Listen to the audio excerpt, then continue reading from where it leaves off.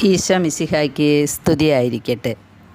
പ്രിയ കൂട്ടുകാരെ, ഇന്ന് ഡിസംബർ 28 നമുക്ക് എല്ലാവർക്കും അറിയാം, ഇന്ന് കുഞ്ഞിപ്പൈതങ്ങളുടെ ദിനമാണ്.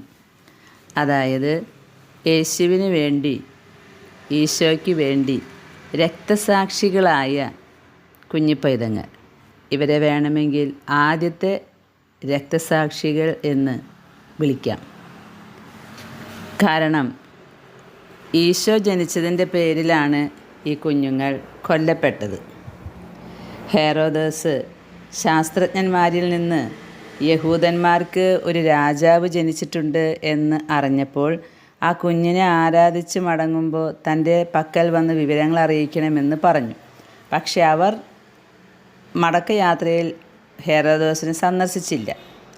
അങ്ങനെ ഈ ശാസ്ത്രജ്ഞന്മാരെ കാണാതായപ്പോൾ അവരിൽ നിന്നും കിട്ടിയ വിവരമനുസരിച്ച് ബെത്ലഹേമിലും പരിസരങ്ങളിലുമുള്ള 2 വയസ്സും അതിന് താഴെയോ പ്രായമുള്ള എല്ലാ ആൺകുട്ടികളെയും കൊല്ലാൻ ഉത്തരവിട്ടു. അങ്ങനെ 22 കുഞ്ഞുമക്കൾ കൊല്ലപ്പെട്ടു. അവരുടെ ഓർമ്മയാണ് ഇന്ന് നമ്മൾ ആചരിക്കുന്നത്. ഈ കുഞ്ഞു പൈതങ്ങളെ രക്തസാക്ഷികളായിട്ടാണ് സഭ കരുതുന്നത്. വേണമെങ്കിൽ ആദ്യത്തെ രക്തസാക്ഷികളായിട്ടും ഇവരെ നമുക്ക് ചിന്തിക്കാം. ഈശോയ്ക്ക് വേണ്ടി ആ രക്തസാക്ഷിത്വത്തെക്കുറിച്ച് ബോധ്യമില്ലെങ്കിലും അവർ ഈശോയ്ക്ക് വേണ്ടി കൊല്ലപ്പെട്ടു, രക്തം ചിന്തി മരിച്ചു. പ്രിയ കൂട്ടുകാരെ, ഇന്നത്തെ ദിവസം കുഞ്ഞു പൈതങ്ങളെ ഓർക്കുമ്പോൾ ഒരു കാര്യം ഓർമ്മയിൽ വരികയാണ്. ഈ ലോകത്ത് നടക്കുന്ന ഏറ്റവും വലിയ പാതകമാണ് എബോർഷൻ എന്ന വലിയ കൊലപാതകം. ഒരു പക്ഷേ എബോർഷൻ ചെയ്യുന്ന അമ്മമാർ വരെ അറിയുന്നുണ്ടാകില്ല ഇത് ഇത്ര വലിയ പാപമാണോ എന്ന്. കാരണം എത്ര അറിവുണ്ടെങ്കിലും ഉദരത്തിലൊരു കുഞ്ഞ് ജനിച്ച് കഴിയുമ്പോൾ അതിൻ്റെ വളർച്ച എപ്പോഴാണ്, അതിന് ജീവൻ എപ്പോഴാണ് കിട്ടുന്നത് എന്നൊന്നും പണ്ട് കാലത്ത് അറിവില്ലായിരുന്നു. അങ്ങനെ അറിവില്ലാത്ത ഗണത്തിൽപ്പെടുന്ന ഒരമ്മയായിരുന്നു ഞാനും. കുഞ്ഞിന് ജീവൻ എപ്പോഴാണ് വയ്ക്കുക എന്ന് അന്ന് അറിവില്ല. അമ്മമാരും അമ്മൂമ്മമാരും പറയും, കുഞ്ഞ് വയറ്റിൽ അനക്കം തുടങ്ങുമ്പോൾ ജീവൻ വെച്ചു എന്ന്. അത് മനസ്സിലാക്കിയിട്ടുള്ള കുറേ അമ്മമാരുണ്ട്. ചെറുതും വലുതുമായ കാരണങ്ങൾക്ക് സ്വന്തം ഉദരത്തിൽ കിടക്കുന്ന കുഞ്ഞുങ്ങളെ കൊല്ലാനായിട്ട് കിടന്നുകൊടുത്ത അമ്മമാരുണ്ട്. അറിവില്ലായ്മ കൊണ്ട് അങ്ങനെ വരുന്നവരുമുണ്ട്. ഈ ആധുനിക ലോകത്ത് ഏത് കൊച്ചുകുട്ടിക്കും ഇപ്പോൾ വലിയ എഡ്യൂക്കേഷൻസാണ് നമ്മൾ കൊടുക്കുന്നത്, വലിയ അറിവ് കൊടുക്കുന്നുണ്ട്. എപ്പോഴാണോ ഒരു കുഞ്ഞ് ഉദരത്തിൽ വരുന്നത് അപ്പോൾ മുതൽ അതിന് ജീവനുണ്ട്. അത് ശരീരത്തിൽ പ്രകടമായ അടയാളങ്ങളൊന്നും കണ്ടില്ലെങ്കിലും, അതായത് കുഞ്ഞ് അനങ്ങുന്നോ എന്ന് അമ്മമാർ ചോദിക്കുമ്പോൾ കുഞ്ഞ് അനങ്ങുകയൊന്നും വേണ്ട, കുഞ്ഞ് എപ്പോഴാണോ ഈ ഉദരത്തിൽ വന്നത് അപ്പോൾ മുതൽ അതിന് ജീവനുണ്ട് എന്ന്. അങ്ങനെ നോക്കുമ്പോൾ ഒരു കുഞ്ഞിനെ എബോർഷൻ ചെയ്താൽ അത് നമ്മൾ ചെയ്യുന്ന ഒരു വലിയ കൊലപാതകമാണ്. ജീവൻ തന്നത് സൃഷ്ടാവായ ദൈവമാണെങ്കിൽ ആ ജീവനെ നമ്മളായിട്ട് അവസാനിപ്പിക്കുന്നത് ഒരു വലിയ പാതകമാണ്. കർത്താവ് സ്വർഗഭോഗത്തിൻ്റെ പോലെ തന്നെ ഏറ്റവും അധികം വെറുക്കുന്ന, കരയുന്ന ഒരു പാതകമാണ് കൊലപാതകം. അത് പ്രകൃതി വിരുദ്ധമാണ്. സ്വർഗഭോഗം എന്ന് പറയുന്നതും ലോത്തിൻ്റെ കാലത്ത് സംഭവിച്ചിട്ടുള്ളതാണ്. അത് കർത്താവ് അത്യധികം വെറുക്കുന്നൊരു പാപമാണ്. കാരണം മനുഷ്യനെ സ്ത്രീയും പുരുഷനുമായിട്ടാണല്ലോ പിതാവ് സൃഷ്ടിച്ചിരിക്കുന്നത്. അവർ തമ്മിലുള്ള ബന്ധമാണ് സ്വർഗം അംഗീകരിക്കുന്ന ബന്ധം. അതുകൊണ്ടാണല്ലോ ലോത്തിൻ്റെ നഗരത്തിന് തീയും ഗന്ധകവും അയച്ച് അതിനെ കത്തിച്ച് ചാമ്പലാക്കിയത്. ഇന്നും സ്വർഗഭോഗത്തിന് അടിമകളായവരെ അനുതപിച്ച് തിരിച്ചു വന്നില്ലെങ്കിൽ കർത്താവ് ഇതുപോലെ തന്നെ കത്തിച്ച് ചാമ്പലാക്കി കളയും. അതുപോലെ തന്നെ ഈ കൊലപാതകമായ എബോർഷനും.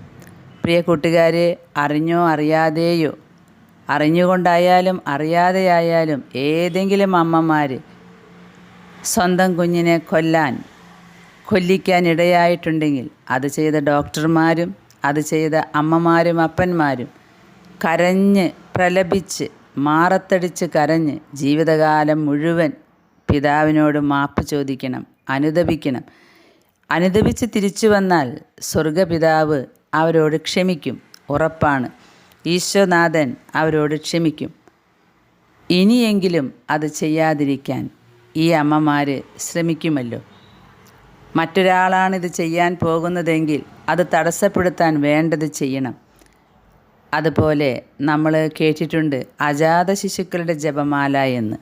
അതായത് ജനിക്കാതെ പോകുന്ന കുഞ്ഞുങ്ങളുടെ ജപമാല. മൗറീനിയസ് വിനിക്കയിൽ എന്ന് പറയുന്ന ഒരു വനിതയിലൂടെയാണ് ദിവ്യദർശനങ്ങൾ കണ്ട് അതിൻ്റെ വെളിച്ചത്തിലാണ് ഈ അജാത ശിശുക്കളുടെ ജപമാല ലോകത്തിലേക്ക് വരുന്നത്. ആ ജപമാലയുടെ ഓരോ മണികളുടെ ഉള്ളിലും ഭ്രൂണം അവർ വെച്ചിട്ടുണ്ട് ഓർക്കാൻ. പ്രിയ കൂട്ടുകാരെ, തിരുസഭ ഇന്ന് നമ്മോട് പറയുന്നത് ഈ ജനിക്കാതെ പോയ ശിശുക്കൾ അവർ മാലാഖമാരാണ് എന്ന്. കാരണം അവർ ഭൂമിയിൽ ജനിച്ചിട്ടില്ല. അതുകൊണ്ട് ഈ അജാത ശിശുക്കളുടെ ജപമാല നമ്മൾ ചൊല്ലുമ്പോൾ നമ്മൾ എന്തായിരിക്കണം ഓർക്കേണ്ടത്? നമ്മൾ ഓർക്കുന്നത് ഇവരെ ഭൂമിയിലേക്ക് ജനിക്കാൻ അനുവദിക്കാതെ വിട്ടുപോയ ക്രൂരമായ കൊലപാതകം ചെയ്ത അമ്മമാരുടെയും അപ്പന്മാരുടെയും പാപത്തിന് പരിഹാരമായിട്ടും ഓരോ മണികളുടെ ഉള്ളിലും കിടക്കുന്ന ഈ ഭ്രൂണത്തെ കാണുമ്പോൾ ലോകത്ത് എവിടെയെല്ലാം ഗർഭിണികളുണ്ടോ അവരുടെ ഉദരത്തിൽ കിടക്കുന്ന ഈ ഭ്രൂണം യാതൊരു ആപത്തും വരാതെ പുറത്തു വരാനായിട്ട്, ഒരു അബോർഷനും ഇടവരാതെ പുറത്തു വരാൻ വേണ്ടിയിട്ടാണ് നമ്മൾ ഈ അജാത ശിശുക്കളുടെ ജപമാല ചൊല്ലുന്നത്. അങ്ങനെയാണ് ഞാനിത് ചൊല്ലാറ്. കാരണം സഭ പറഞ്ഞുവല്ലോ ഈ അജാത കുട്ടികളൊക്കെ അവർ മാലാഖമാരാണെന്ന്. പിന്നെ മാലാഖമാരായ കുട്ടികൾക്ക് വേണ്ടി പ്രാർത്ഥിക്കേണ്ട കാര്യമില്ലല്ലോ. നമ്മൾ പ്രാർത്ഥിക്കേണ്ടത് ഇവരെ ലോകത്തിലേക്ക് അയക്കാതെ നിഷ്ഠൂരമായിട്ട് കൊല്ലിച്ച അമ്മമാർക്കപ്പന്മാർക്കും ഇനി ഗർഭത്തിലിരിക്കുന്ന ഓരോ കുഞ്ഞുങ്ങളും സുരക്ഷിതരായിട്ട് ഈ ലോകത്തിലേക്ക് വരാൻ എന്തൊക്കെ ചെയ്യാൻ കഴിയും അതൊക്കെ നമ്മൾ ചെയ്താൽ, നമ്മൾ ചെയ്തു പോയിട്ടുള്ള അബോർഷനുകൾ ഉണ്ടെങ്കിൽ അതിൻ്റെ പാപപരിഹാരമായിട്ട് ഈശോ പരിശുദ്ധ അമ്മ ഒരു ദർശനികയ്ക്ക് കൊടുത്ത ദർശനത്തിൽ പറഞ്ഞു, അബോർഷൻ വഴി ലോകത്തിലേക്ക് ഒഴുകുന്ന കുഞ്ഞുമക്കളുടെ രക്തം അത് നീതിക്കായി നിലവിളിക്കുന്നത് കൊണ്ടാണ്. ആ രക്തം കൊണ്ട് ഭൂമി മുഴുവൻ രക്തരൂഷിതമായതിനാലാണ് ഭൂമിയിൽ ഇത്രമാത്രം അശുദ്ധിയും ഇത്രമാത്രം ഭീകരമായ പാപങ്ങളും വർദ്ധിച്ചിരിക്കുന്നത്. കാരണം ഒരു കുഞ്ഞിനെ നമ്മൾ കൊല്ലാൻ തുടങ്ങിയാൽ അവിടെ സാത്താൻ വേരുറപ്പിക്കുമെന്നാണ് പറയുന്നത്. കാരണം അവൻ ഇത്രയേ വേണ്ടൂ, പിതാവിനോടുള്ള യുദ്ധമാണ് അവൻ ചെയ്യുന്നത്. അപ്പോൾ പിതാവ് സ്നേഹത്തോടു കൂടി സൃഷ്ടിച്ച ഒരു ജീവനെ ഒരു മനുഷ്യൻ കൊല്ലുക എന്ന് വെച്ചാൽ പിന്നെ 10 സാത്താന്മാർ ഈ ലോകത്തേക്ക് വരുമെന്നാണ് പറയുന്നത് ഇതിൻ്റെ പേരിൽ. കാരണം അവൻ ഇരിക്കാൻ ഇരിപ്പിടമുണ്ട്. എവിടെയാണോ പാപം വരുന്നത് അവിടെയാണ് അവൻ ഇരിക്കുക. അതുകൊണ്ട് ഓരോ അബോർഷൻ നടക്കുമ്പോഴും എന്തുമാത്രം സാത്താൻ്റെ അരൂപികളാണ് ഈ ലോകത്ത് വിന്യസിക്കപ്പെടുന്നത്. അപ്പോൾ ഈ സാത്താന്മാർ മുഴുവൻ ലോകത്ത് ആരുടെയൊക്കെ അടുത്ത് ചെല്ലാൻ പറ്റുമോ അവരുടെയൊക്കെ അടുത്ത് ചെന്ന് അവരെ കൊണ്ട് ഘോരമായ ക്രൂരത നിറഞ്ഞ നിഷ്ഠൂരമായ കൊലപാതകങ്ങളും മറ്റ് മ്ലേച്ഛകരമായ പാപങ്ങളും ചെയ്യിക്കും. അങ്ങനെ ഭൂമി മുഴുവൻ പാപത്തോട് നിറയും, അശുദ്ധി കൊണ്ട് നിറയ്ക്കണം. അതാണ് സാത്താൻ്റെ ലക്ഷ്യം. അപ്പോൾ ഈ ലോകത്തിലേക്ക് ദൈവത്താൽ എറിയപ്പെട്ട സാത്താൻ പിശാച് അതല്ലാതെ മനുഷ്യരായിട്ട് സാത്താന്മാരെ വിളിച്ചു വരുത്തുകയാണ്. ഓരോ കൊലപാതകം ചെയ്യുമ്പോൾ, ഓരോ കുഞ്ഞുങ്ങളെ കൊല്ലുമ്പോഴും ഇത്രമാത്രം സാത്താൻ്റെ അരൂപികൾ ഭൂമിയിലേക്ക് വരും. അവർക്ക് സപ്പോർട്ടിന് ആളുകളുണ്ടല്ലോ. അങ്ങനെ ഭൂമി മുഴുവൻ സാത്താൻ്റെ പ്രവർത്തനങ്ങളെ കൊണ്ട് നിറയും. ആ അവസ്ഥയാണ് നമ്മളിന്ന് കാണുന്നത്. കുഞ്ഞു മക്കളിലും യുവതി യുവാക്കളിലും കുടുംബനാഥന്മാരിലും കുടുംബനാഥകളിലും സമർപ്പിത മക്കളിലും എല്ലാം ഈ സാത്താൻ്റെ അരൂപി പ്രവർത്തിച്ചു തുടങ്ങിയിരിക്കുന്നു എന്നല്ല, തുടങ്ങി അതിൻ്റെ അവസാനത്തിലേക്കായി. അതുകൊണ്ടാണ് ഏതവസ്ഥയിലാണോ നമ്മൾ ഇരിക്കേണ്ടത്, ഒരമ്മ ഇരിക്കേണ്ട അവസ്ഥയിൽ അമ്മ ഇരിക്കുന്നില്ല. അമ്മ ചെയ്യേണ്ട കാര്യങ്ങളല്ല ഇന്ന് യുവതികളായ അമ്മമാരും മധ്യവയസ്കരായ അമ്മമാരും ചെയ്യുന്നത്. കാരണം അവരുടെ പിന്നിൽ സാത്താൻ പ്രവർത്തിക്കുന്നു. ഒരപ്പൻ ചെയ്യേണ്ട കാര്യങ്ങളല്ല ഇന്ന് ലോകത്ത് അപ്പന്മാർ ചെയ്യുന്നത്. ഒരു സമർപ്പിതൻ ചെയ്യേണ്ട കാര്യങ്ങളല്ല ഇന്ന് ലോകത്ത് ചെയ്തുകൊണ്ടിരിക്കുന്നത്. ഒരു സമർപ്പിത എന്ത് ചെയ്യണമെന്ന് ഈശോ ആഗ്രഹിക്കുന്നോ അതല്ല ഇന്ന് ചെയ്തുകൊണ്ടിരിക്കുന്നത്. ചുരുക്കം പറഞ്ഞാൽ എല്ലായിടങ്ങളിലും സാത്താൻ അവൻ്റെ വേരുറപ്പിച്ചു കഴിഞ്ഞു. എങ്ങനെയാണ് സാത്താൻ ഭൂമിയിലേക്ക് ഇത്ര മാത്രം വരുന്നത്? മനുഷ്യർ തന്നെ അവനിടമുണ്ടാക്കി കൊടുക്കുന്നു. പ്രിയ കൂട്ടുകാരെ, ഞാൻ ഈ അബോർഷനെക്കുറിച്ച് ഏറെ വ്യാകുലപ്പെടുന്ന ഒരു വ്യക്തിയാണ്. കാരണം അറിവില്ലായ്മയുടെ കാലങ്ങളിൽ ചെയ്തു പോയിട്ടുള്ള ശാരീരികമായിട്ടുള്ള പ്രശ്നം വന്നപ്പോൾ ഞാനും ഒരു അബോർഷന് ഇരയായിട്ടുണ്ട്. കാരണം എൻ്റെ ശാരീരികമായ അവസ്ഥകൾ മറ്റു പല കാരണങ്ങൾക്ക് മൂലം അന്ന് ജീവൻ ഗർഭത്തിലിരിക്കുമ്പോഴേ ഉണ്ട് എന്ന് അറിവില്ലായിരുന്നു. അങ്ങനെ അറിവുണ്ടെങ്കിൽ ഒരിക്കലും ഒരമ്മമാരും അത് ചെയ്യില്ല എന്നാണ് ഞാൻ വിചാരിക്കുന്നത്. ഇപ്പോഴത്തെ കാര്യമല്ല, പണ്ടത്തെ കാര്യം. പക്ഷേ ഞാൻ എറണാകുളത്തുള്ള മരടിലെ വാഗയിലച്ഛൻ്റെ ആ പള്ളി സന്ദർശിക്കാൻ പോയപ്പോൾ മറ്റൊരു പള്ളി കൂടെ സന്ദർശിച്ചു. ഞാൻ അതാണ് നിങ്ങൾക്ക് കാണിച്ചു തരുന്നത്. ഉദരത്തിൽ കിടക്കുന്ന കുഞ്ഞിനു വേണ്ടി ജീവൻ ബലി കഴിച്ച വിശുദ്ധ ജിയന്ന ബെറേറ്റ മൊള്ള. പ്രസിദ്ധയാണ്, സുപ്രസിദ്ധയാണ് ഈ വിശുദ്ധ. അടുക്കളയിലിരുന്ന് അടുക്കളപ്പണിയും ഡോക്ടറായിരുന്ന് ഡോക്ടർ പണിയും ചെയ്തിരുന്ന വിശുദ്ധ. ഒരമ്മ, 4 മക്കളുടെ അമ്മ, 4ാമത്തെ കുഞ്ഞിനു വേണ്ടി ജീവൻ ബലിയായി കൊടുത്തവൾ വിശുദ്ധ ജിയന്ന. പ്രിയ കൂട്ടുകാരെ, ഞാൻ ഈ ദേവാലയത്തിലേക്ക് കടന്നു വരുമ്പോൾ പള്ളി പൂട്ടിയിട്ടിരിക്കുകയായിരുന്നു. പക്ഷേ എങ്കിലും സൈഡിൽ വാതിൽ തുറന്നു കിടന്നിരുന്നു. ഓരോ അടി വയ്ക്കുമ്പോഴും എൻ്റെ മനസ്സ് വേദനിക്കുകയായിരുന്നു. ഞാനാകെ കത്തി നിൽക്കുന്നത് പോലെയാണ് എനിക്ക് തോന്നിയത്. കാരണം 3 മക്കളുണ്ടായിട്ടും 4ാമത്തെ കുഞ്ഞ് ഗർഭത്തിലിരുന്നൊരു ട്യൂമറോട് കൂടിയാണ് വളരുന്നത് എന്ന് കേട്ടപ്പോൾ ഒട്ടും മനഃശാഞ്ചല്യമില്ലാതെ എൻ്റെ കുഞ്ഞിനെ രക്ഷിക്കണം, എനിക്ക് എന്ത് സംഭവിച്ചാലും എന്നാണ് വിശുദ്ധ ജിയന്ന പറയുന്നത്. വിശുദ്ധ ജിയന്നയുടെ ജീവചരിത്രം ഞാൻ വായിച്ചപ്പോൾ സത്യത്തിൽ ഞാൻ കരഞ്ഞുപോയി. കാരണം ഒരു കുഞ്ഞിൻ്റെ വില എന്താണെന്ന് ഈ അമ്മ ലോകത്തിന് മനസ്സിലാക്കി കൊടുക്കുകയാണ്. പ്രിയ സഹോദരങ്ങളെ, വിശുദ്ധ ജിയന്നയുടെ ജീവചരിത്രം ഒന്ന് എടുത്തു വായിക്കുന്നത് അമ്മമാർക്കും യുവതി-യുവാക്കൾക്കും നല്ലതാണ് കേട്ടോ. എങ്ങനെയാണ് വിവാഹ ജീവിതം കൊണ്ടുപോകേണ്ടത് എന്ന് നല്ല ഒരു അനുഭൂതിയാണ് ഈ വിശുദ്ധ ജിയന്നയുടെ ജീവചരിത്രം വായിച്ചാൽ. വലിയ അംഗങ്ങളുള്ള 13 മക്കളുള്ള കുടുംബത്തിലെ അംഗമായിരുന്നു ജിയന്ന. അപ്പോൾ മനസ്സിൽ വന്ന സ്വപ്നങ്ങൾ അത് വായിച്ചാൽ ഇങ്ങനെയും യുവതികൾക്ക് ജീവിക്കാമോ? അതുപോലെ പ്രണയിച്ചാണ് അവർ വിവാഹിതരായത്. അപ്പോൾ ആ പ്രണയം നമ്മൾക്ക് വായിച്ചാൽ ഇങ്ങനെയും പ്രണയിക്കാമോ എന്ന് തോന്നിപ്പോകും. 1922 ഒക്ടോബർ 4 ഇറ്റലിയിലെ മാഗ്നറ്റ എന്ന നഗരത്തിൽ ജനിച്ചു വീണതാണ് ഈ ജിയന്ന പുണ്യവതി.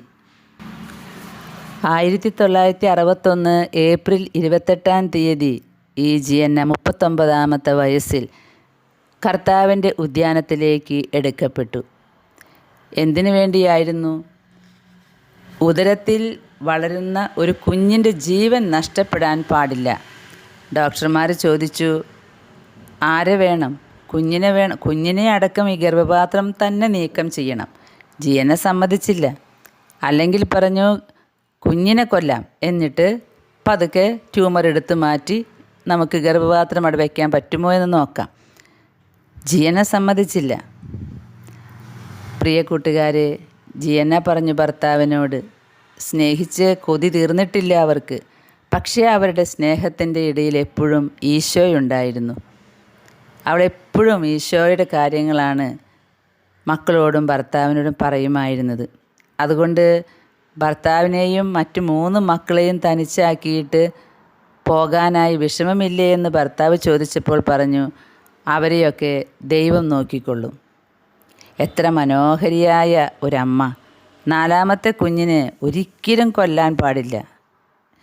ഡോക്ടർമാരോട് നിർബന്ധമായി പറഞ്ഞു, എന്തെങ്കിലും സാധ്യതകളുണ്ടെങ്കിൽ ഞാൻ പോയിക്കോട്ടെ, പക്ഷേ എൻ്റെ കുഞ്ഞിനെ ജീവിക്കാൻ അനുവദിക്കണം. അതുപോലെ തന്നെ ഓപ്പറേഷൻ കഴിഞ്ഞപ്പോൾ രണ്ടുപേരും സുഖമായിരിക്കും എന്നാണ് വിചാരിച്ചത്. കാരണം ട്യൂമർ നീക്കം ചെയ്ത് കുഞ്ഞിനെ പ്രസവിച്ചു. അപ്പോൾ എല്ലാവരും പ്രതീക്ഷിച്ചു രക്ഷപ്പെട്ടു എന്ന്. പക്ഷേ 7 ദിവസം കൊണ്ട് സംഗതിയൊക്കെ വഷളായി. ജിയന്ന കുഞ്ഞിന് വേണ്ടി രക്തസാക്ഷിയായി ഈശോയുടെ പക്കലേക്ക് പോവുകയാണുണ്ടായത്. ജിയന്നയുടെ ചരിത്രം വായിച്ചാൽ അത് എത്ര ആവർത്തി വായിച്ചാലും നമുക്ക് മതിയാവില്ല കേട്ടോ. ഞാനത് ഒരൊറ്റ ഇരിപ്പിൽ ഇത്രയും സുഖമില്ലാത്ത അവസ്ഥയിലും ഞാനത് വായിച്ചു തീർത്തു. ഇങ്ങനെയും യുവതികൾക്ക് ജീവിക്കാമല്ലേ, ഇങ്ങനെയും പ്രണയിക്കാമല്ലേ, ഇങ്ങനെയും ഭാര്യയായിരിക്കാമല്ലേ, ഇതുപോലെയും അമ്മമാരാകാം. അത് മനസ്സിലാകണമെങ്കിൽ ജിയന്നയുടെ ജീവചരിത്രം വായിക്കുക തന്നെ വേണം. കുഞ്ഞുങ്ങളോട് വലിയ വാത്സല്യമായിരുന്നു ജിയന്നയ്ക്ക്. എന്തൊരു സ്നേഹമാണ്! ഈ കുഞ്ഞുങ്ങളെ കാണുമ്പോൾ മുഴുവൻ സൃഷ്ടാവായ ദൈവത്തെയാണ് അവർ ഓർക്കുക. കാരണം ദൈവത്തിൻ്റെ ഒരു സൃഷ്ടിയാണ് എൻ്റെ കയ്യിൽ ഏൽപ്പിക്കപ്പെട്ടിരിക്കുന്നത്. അങ്ങനെ ചിന്തിച്ച് എല്ലാം സ്വർഗീയമായ കണ്ണുകളോടെ ചിന്തിച്ച് ജീവിച്ച ഒരു വിശുദ്ധ. ആ വിശുദ്ധയുടെ ദേവാലയത്തിലേക്കാണ് ഞാൻ പോയത്. നിർഭാഗ്യവശാൽ അവിടെ അന്ന് ആരും ഉണ്ടായിരുന്നില്ല. അതുകൊണ്ട് കൂടുതലായിട്ട് വീഡിയോ എനിക്ക് എടുക്കാൻ കഴിഞ്ഞില്ല. എങ്കിലും വിശുദ്ധയുടെ ആ രൂപം പ്രതിഷ്ഠിച്ച സ്ഥലത്തേക്ക് പോകാനുള്ള വാതിൽ തുറന്നിട്ടുണ്ടായിരുന്നു. വിശുദ്ധ ജിയന്നയുടെ ഭർത്താവ് പിയട്ര മൊള്ള എന്നായിരുന്നു അദ്ദേഹത്തിൻ്റെ പേര്. ജിയന്ന സ്വർഗത്തിലേക്ക് എടുക്കപ്പെട്ടപ്പോൾ, അതായത് ജിയന്ന മരിച്ചപ്പോൾ, ഇദ്ദേഹം വളരെ വലിയ ദുഃഖത്തിലായി എന്നാണ് പറയുന്നത്. കാരണം എപ്പോഴും എല്ലാ കാര്യങ്ങളിലും നല്ല സാമർത്ഥ്യത്തോടു കൂടെ കൈകാര്യം ചെയ്ത് അദ്ദേഹത്തെ ഒന്നിനും ബുദ്ധിമുട്ടിപ്പിക്കാത്ത ഒരു ഭാര്യ. അദ്ദേഹം ഓർക്കുകയായിരുന്നു, ശാരീരികമായ അസ്വസ്ഥതകൾ ഒക്കെ ഉണ്ടായിരുന്നിട്ടും ഒന്നും അറിയിക്കില്ലായിരുന്നു. അറ്റകരണം വരുമ്പോൾ മാത്രമേ ഒന്ന് പറയുകയുള്ളൂ എന്നാണ് ഓർക്കുന്നത്.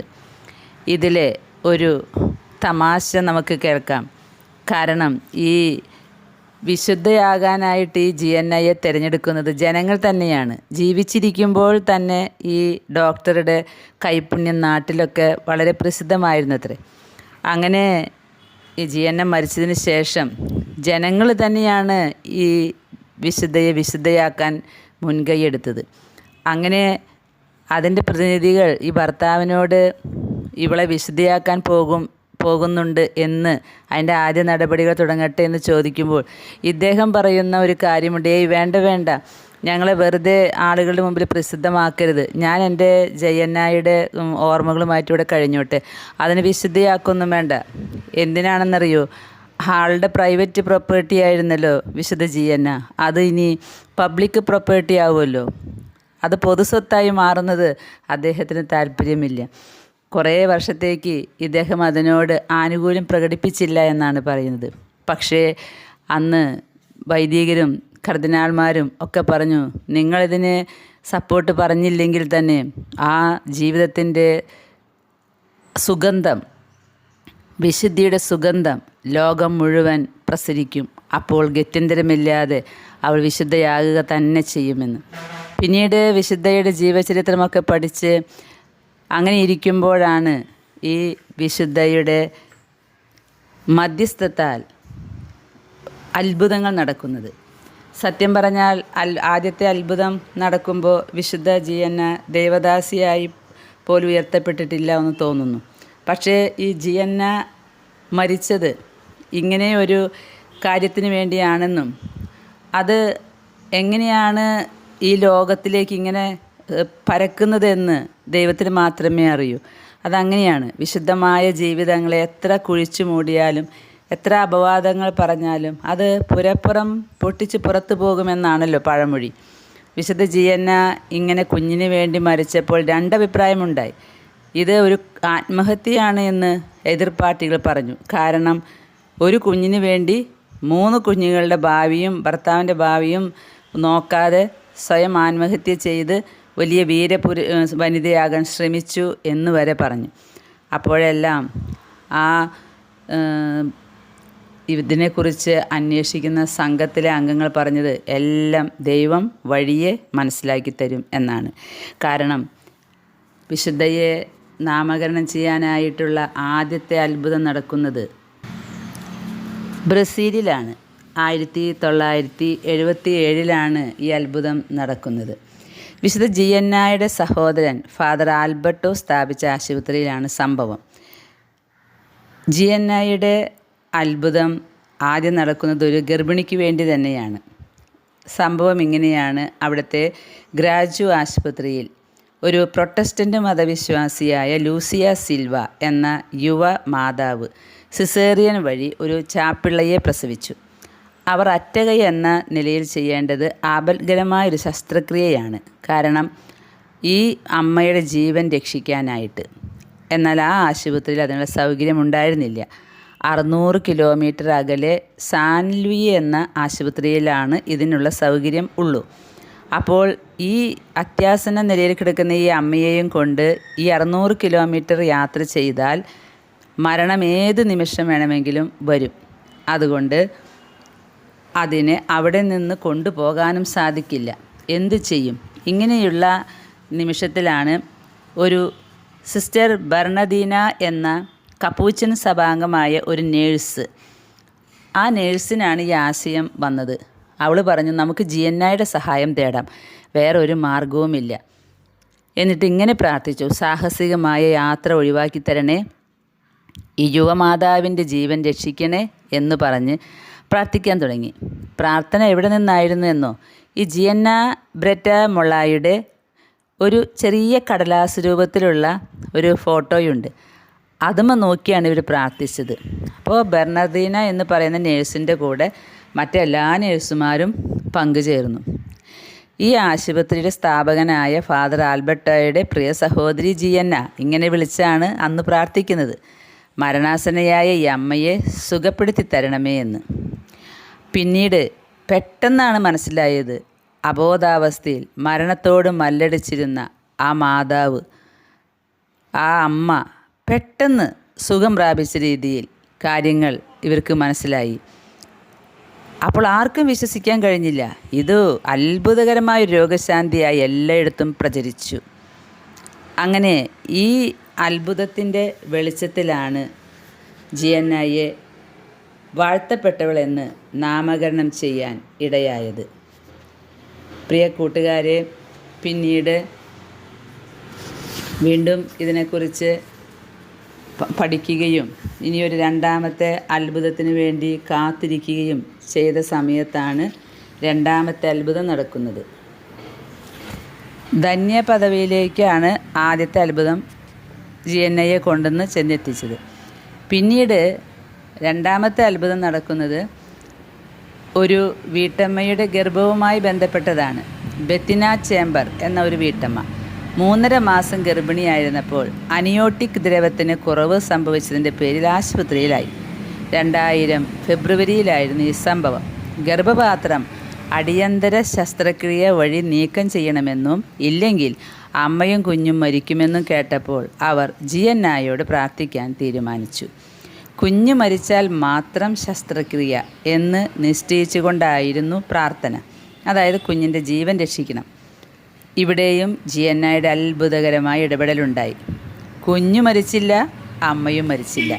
കുഞ്ഞ് വളർന്ന് ആരോഗ്യത്തോടെ പിറന്നു. 2002 ഈ അത്ഭുതവും കാനോനിക പഠനത്തിന് വിധേയമാക്കി. പിറ്റേ വർഷം തന്നെ ഇതിന് അംഗീകാരം നൽകുകയും ചെയ്തു.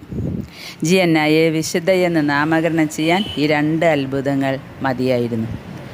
2004 ഫെബ്രുവരി 19 ഈ നാമകരണ നടപടികൾക്കൊക്കെ സമാപനമായി ആ വർഷം മെയ് 16 ജോൺ പോൾ II മാർപ്പാപ്പ വിശുദ്ധ പത്രോസിൻ്റെ ദേവാലയത്തിൽ വെച്ച് വേറെ 5 വാഴ്ത്തപ്പെട്ടവർക്കൊപ്പം വിശുദ്ധ ജിയന്നയെ വിശുദ്ധ എന്ന് പ്രഖ്യാപിച്ചു.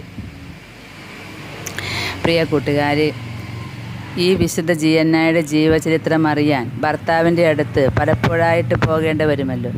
അപ്പോൾ അദ്ദേഹം പറഞ്ഞ ഒരു വാചകം എനിക്ക് ഏറെ സന്തോഷവും ആശ്ചര്യവും ഒക്കെ തോന്നിപ്പിച്ചതാണ്. അദ്ദേഹം പറയാണ്, എൻ്റെ ജിയന്ന വിശുദ്ധയാകാൻ പോകുകയാണോ? ദൈവമേ, ഞാനൊരു വിശുദ്ധയുടെ കൂടെയാണോ ജീവിച്ചത്? ഞാനത് തിരിച്ചറിഞ്ഞില്ലല്ലോ കർത്താവേ. നല്ലൊരു വീട്ടമ്മ, നല്ലൊരു ഭാര്യ, നല്ലൊരു അമ്മ, ഇങ്ങനെയൊക്കെ തോന്നിയിട്ടുള്ളൂ. പക്ഷേ ഞാനൊരു പുണ്യവതിയുടെ കൂടെയാണോ ഈ 7 വർഷക്കാലം ജീവിച്ചത്?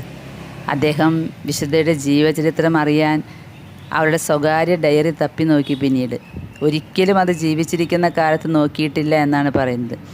അതിലെ വാചകങ്ങൾ നോക്കിയപ്പോൾ പിയട്രോയ്ക്ക് മനസ്സിലായി, എൻ്റെ ഭാര്യ ഒരു പുണ്യവതിയായിരുന്നു. അതിൽ ഭർത്താവിനെ തിരഞ്ഞെടുക്കുമ്പോഴുണ്ടായ മനസ്സിൻ്റെ തോന്നലുകൾ എല്ലാം ദൈവികമാണ്. അവൾക്ക് എല്ലാം കൊണ്ടുവന്ന് തരുന്നത് ഈശോയാണ്. ഈശോ കൊണ്ടുവന്ന് തന്ന ഈ മകനെ ഞാൻ ഇന്ന് കണ്ടു. ഈശോ കൊണ്ടുവന്ന് തന്ന ആ മകനുമായി ഞാൻ എൻ്റെ ജീവിതം നയിക്കാമെന്ന് ഉറപ്പിച്ചു. ഈശോ തന്ന മക്കൾ, ഈശോ തന്ന ജീവിതം, ഈശോ തന്ന ജോലി, ഇതുപോലെയാണ് ഡയറിയിൽ കാണുന്നത്. പിയട്ര പറഞ്ഞു, അതെ, അവൾ വിശുദ്ധയാണ്. ഞാൻ ഈ നാമകരണ നടപടികൾക്ക് എതിര് നിന്നില്ലെങ്കിലും അവൾ വിശുദ്ധയായി ലോകത്ത് അറിയപ്പെടുക തന്നെ ചെയ്യും. എൻ്റെ ജിയന്ന, എൻ്റെ ഭാര്യ ഒരു പുണ്യവതിയാണെന്ന് വിശ്വസിക്കാനേ കഴിയുന്നില്ല പിയട്രയ്ക്ക്. പിന്നീട് അങ്ങോട്ട് നാമകരണ നടപടികൾ കഴിഞ്ഞ് വിശുദ്ധയുടെ അടുത്ത് മെഴുകുതിരി കത്തിച്ച് ആ രൂപത്തിന് മുമ്പിൽ പ്രാർത്ഥിക്കുമ്പോൾ പിയട്ര വിളിച്ചത്, വിശുദ്ധ ജിയന്നായെ, ഞങ്ങൾക്ക് വേണ്ടി മാധ്യസ്ഥം വഹിക്കണമേ എന്നാണ്. കാരണം അദ്ദേഹത്തിൻ്റെ മാത്രം ഭാര്യയായിരുന്ന, പ്രൈവറ്റ് പ്രോപ്പർട്ടിയായിരുന്ന ജിയന്ന ഇന്ന് പൊതു സ്വത്താണ്. ലോകം മുഴുവനുമുള്ള ഗർഭിണികളുടെ മധ്യസ്ഥ, ക്രിറ്റിക്കൽ സ്റ്റേജിലായിരിക്കുന്ന സിസേറിയൻ കഴിയുന്ന അമ്മമാരുടെ മധ്യസ്ഥ. പ്രിയ കൂട്ടുകാരെ, ഇത് കേൾക്കുന്ന നിങ്ങൾ 1-2 കാര്യങ്ങൾ മനസ്സിൽ തീരുമാനിക്കണമേ. ഒരിക്കലും ഒരു അബോർഷന് സമ്മതിച്ചു കൊടുക്കല്ലേ. അതുപോലെ തന്നെ നിങ്ങൾക്ക് സിസേറിയൻ മൂലമോ മറ്റ് ക്രിറ്റിക്കൽ സ്റ്റേജിലുള്ള അവസ്ഥകൾ, ഗർഭാവസ്ഥയിൽ കടന്നു പോകേണ്ടി വരുമ്പോൾ ജിയന്നയെ വിളിക്കൂ. ജിയന്ന ഒരു നല്ല മാതൃകയായി ജീവിച്ച് ദൈവത്തെ പ്രീതിപ്പെടുത്തിയവളാണ്. ദൈവം അവരുടെ മാധ്യസ്ഥ പ്രാർത്ഥന കേൾക്കും. എല്ലാ ഗർഭിണികൾക്കും, എല്ലാ അമ്മമാർക്കും ഇന്ന് മധ്യസ്ഥയായി പരിശുദ്ധ അമ്മയും ഈശോയും തന്നിട്ടുള്ള ഒരു വിശുദ്ധ ജീവിതമാണ് വിശുദ്ധ ജിയന്ന. നമ്മൾക്ക് പ്രാർത്ഥിക്കാം. അജാത ശിശുക്കളുടെ ജപമാല ഒരെണ്ണം കൈവശപ്പെടുത്തി അതിലെ മണികൾ നോക്കി പ്രാർത്ഥിക്കാം. അത് പ്രാർത്ഥിക്കുമ്പോൾ എവിടെയൊക്കെയോ ഗർഭത്തിൽ കിടക്കുന്ന കുഞ്ഞുങ്ങൾ അവർ അബോർഷൻ ചെയ്യപ്പെടാതിരിക്കപ്പെടും, നമ്മളങ്ങനെ പ്രാർത്ഥിച്ചാൽ. സത്യമാണ്. അതുപോലെ തന്നെ ഈശോ, മറിയം, ഔസേപ്പെ, ഞാൻ നിങ്ങളെ അത്യധികം സ്നേഹിക്കുന്നു, ഗർഭത്തിൽ കിടക്കുന്ന ഒരു കുഞ്ഞിനെ രക്ഷിക്കണമേ എന്ന് പറഞ്ഞ് പ്രാർത്ഥിച്ചാൽ എവിടെയോ ഗർഭത്തിൽ കിടന്ന് സംശയാലുക്കളായിട്ട് മാതാപിതാക്കന്മാർ അബോർഷൻ ചെയ്യണോ വേണ്ടയോ എന്ന് വെച്ചിരിക്കുന്ന ആ കുഞ്ഞ് രക്ഷപ്പെടും. ഒരു കുഞ്ഞിനെ നമ്മളങ്ങനെ രക്ഷപ്പെടുത്തിയാലുണ്ടല്ലോ, ശുദ്ധീകരണ സ്ഥലത്ത് ചെല്ലുമ്പോൾ അതിൻ്റെ ഗുണം നമുക്ക് മനസ്സിലാകും. എന്തുമാത്രം പാപങ്ങളാണെന്നോ നമ്മുടെ ഡിലീറ്റ് ചെയ്യുക ഈശോ. കാരണം ഒരു ജീവൻ ബലിയാകാതിരിക്കാൻ വേണ്ടി നമ്മൾ പ്രാർത്ഥിച്ചിട്ടുണ്ട്. അതുപോലെ തന്നെ നമ്മുടെ ചുറ്റും അബോർഷൻ എന്നും പറഞ്ഞ് സംശയത്തിൽ ആരെങ്കിലുമൊക്കെ വന്ന് പറഞ്ഞാൽ പറയണം, അബോർഷൻ ചെയ്യരുത് എന്ന്. കുഞ്ഞിന് സുഖമില്ല, കുഞ്ഞിന് അങ്ങനെയാണ്, പുറത്ത് വരുമ്പോൾ ഇങ്ങനെയാകും എന്നൊക്കെ പറഞ്ഞ് അബോർഷൻ ചെയ്യാമെന്ന് പറഞ്ഞ കാര്യങ്ങളുണ്ടല്ലോ, ഇതുപോലെ മാധ്യസ്ഥം വഹിച്ച് പ്രാർത്ഥിച്ചിട്ട് കുഞ്ഞിനൊരു കുഴപ്പവുമില്ലാതെ പുറത്ത് വന്ന ധാരാളം അനുഭവങ്ങൾ എൻ്റെ പക്കലുണ്ട്. ഇവിടേക്ക് തന്നെ വന്ന് പറഞ്ഞിട്ട് എൻ്റെ ഒരു ഫ്രണ്ട് പണ്ട് ഒരു 25 വർഷം മുമ്പ് അബോർഷന് വേണ്ടി ചെയ്യാൻ പോവുകയാണ്. കാരണം ആൾക്ക് ചിക്കൻ ബോക്സ് ആയിരുന്നു. അതുകൊണ്ട് ഡോക്ടർമാർ പറഞ്ഞു, ഈ കുഞ്ഞിന് അംഗവൈകല്യം ഉണ്ടാകും, ബുദ്ധിമാന്യമുള്ള കുട്ടിയാണ് വരിക, അബോർഷൻ ചെയ്യണം. എന്തായാലും യുവതിയായ അമ്മ എൻ്റെ അടുക്കൽ വന്നിരുന്നു. അന്ന് ജിയന്നയെക്കുറിച്ചൊന്നും എനിക്ക് അത്ര അറിയില്ലായിരുന്നു. പക്ഷേ ഞാനിങ്ങനെ ഒരു തെറ്റ് ചെയ്തതുകൊണ്ട് ഞാൻ പറഞ്ഞു, ഒരിക്കലും നീ ചെയ്യരുത്. ഞാൻ ഈശോയോട് മാധ്യസ്ഥം വഹിച്ച് പ്രാർത്ഥിക്കാൻ പറയാം, പരിശുദ്ധ അമ്മയോട്, ഒരു കുഴപ്പമില്ലാത്തൊരു കുഞ്ഞിനെ കിട്ടാൻ ദയവ് ചെയ്ത് ചെയ്യരുത് എന്ന്. എന്തായാലും അവരത് കേട്ടു. ഒരു ആൺകുഞ്ഞ് പിറന്നു, ഒരു കുഴപ്പവുമില്ലാത്തൊരു കുഞ്ഞ്. അപ്പോൾ ആ യുവതിയായ അമ്മ എന്നോട് പറഞ്ഞു, ചേച്ചി അന്ന് ഇതിനെ കൊന്നു കളഞ്ഞെങ്കിൽ എന്തായനെ, ഇന്നവൻ ഗൾഫിൽ ജോലി ചെയ്യുകയാണ്. അങ്ങനെ നമ്മുടെ ഈ കൊച്ചു ജീവിതം കൊണ്ട് വേണമെങ്കിൽ ഒരു കൊലപാതകമൊക്കെ ഒഴിവാക്കി നമുക്ക് കൊടുക്കാം. പ്രിയ കൂട്ടുകാരെ, ഇന്ന് കുഞ്ഞു പൈതങ്ങളുടെ തിരുനാൾ നോർമദിനം നമ്മൾ ആഘോഷിക്കുമ്പോൾ ഓരോ ഗർഭിണികളുടെ ഉദരത്തിൽ കിടക്കുന്ന കുഞ്ഞുങ്ങൾക്ക് വേണ്ടി നമുക്ക് പ്രാർത്ഥിക്കാം. വിശുദ്ധ ജിയന്നായോട് മാധ്യസ്ഥം വഹിക്കാം. നമ്മുടെ ഒരു പ്രാർത്ഥന കൊണ്ട് ചിലപ്പോൾ അനേകം ജീവൻ രക്ഷപ്പെടും.